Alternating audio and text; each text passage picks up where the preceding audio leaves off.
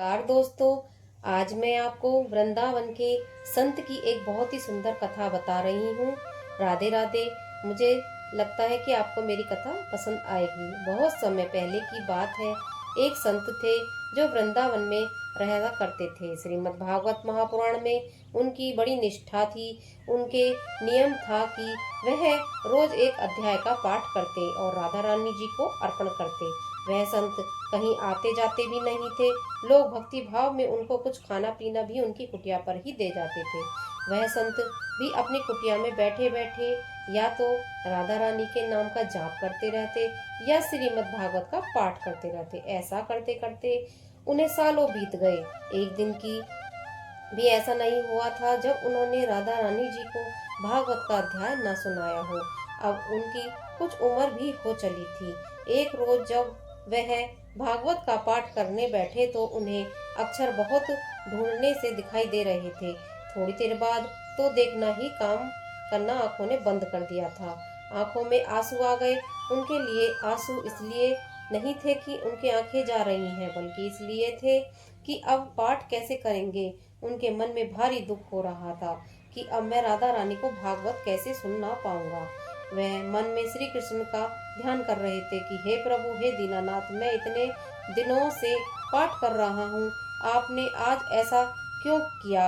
अब मैं कैसे राधा रानी जी को पाठ सुनाऊंगा। रोते रोते सारा दिन ढल गया और शाम हो गई। उसे दिन उन्होंने कुछ भी नहीं खाया पिया था, क्योंकि उनका नियम था कि वह पाठ करे बिना राधा रानी को सुनाकर उन्हें समर्पित कर कर ही खाना खाया करते थे। तभी उनके दरवाजे पर एक दस्तक हुई। वैसे ही उन्हें धुंधला दिख रहा था, पर वह बड़ी मुश्किल से दरवाजे तक पहुंचे और बोले, कौन है। एक बालक की आवाज आई। वह बोला, बाबा, माँ ने खाना भेजा है। वह संत बोला, खाना नहीं चाहिए, जब तक मेरा नियम पूरा नहीं होगा मैं खाना नहीं खाऊंगा। बालक ने कहा, कौन सा नियम बाबा।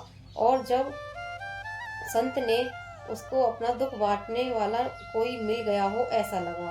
वह बोले, मैं रोज राधा रानी को, प्यारी राधा को भागवत का पाठ सुनाता हूँ और फिर ही कुछ खाता हूँ, पर आज मेरी आंखें चली गईं। यह कहकर वह रोने लगे। बालक उन्हें रोता देखकर बोला, अच्छा, आंखें चली गईं इसलिए आप दुखी हो। संत बोले, अरे यह किसको चाहिए, आंखें किसको चाहिए। मैं तो इसलिए दुखी हूँ कि अब किशोरी जी को पाठ कैसे सुनाऊंगा। बात सुनकर लड़का बोला, बाबा रुको, मैं थोड़ी देर में आता हूँ। बाबा वहाँ खड़े ही रह गए। इतने में बालक दौड़ता हुआ आया और बोला, यह पट्टी अपनी आंखों पर बांध लो। अब हाथ में पट्टी पकड़ कर वह लड़का भाग गया। बाबा अपने दुखी मन से अंदर जाकर जमीन पर लेट गए। बाबा ने सोचा, लगता है कि किसी वैद्य का लड़का होगा, इलाज मिला जानता होगा। अब उन्होंने आंखों पर पट्टी बांधी और सो गए। जब वह उठे तो उन्हें सब साफ साफ दिखाई दे रहा था। बड़े प्रसन्न हुए। बाबा ने सोचा, देखता हूँ उसे लड़के ने पट्टी में ऐसी क्या औषधि मिलाई है। बाबा ने देखा, उसे पट्टी में राधा रानी का नाम लिखा हुआ था। यह देखकर बाबा रोने लगे और कहने लगे, आपके नाम की तो इतनी महिमा है। बाबा बोले, मुझे श्लोक सुनने में आपको भी कितना आनंद आता है। बाबा बहुत खुश थे। पूरे उत्साह के साथ बहुत जल्दी से उठे और स्नान आदि कर पाठ करने बैठ गए। आज उनकी आवाज में एक अलग ही खनक थी, और होती भी क्यों ना, स्वयं किशोरी जी और बाके बिहारी जी ने उन पर इतनी कृपा जो की थी।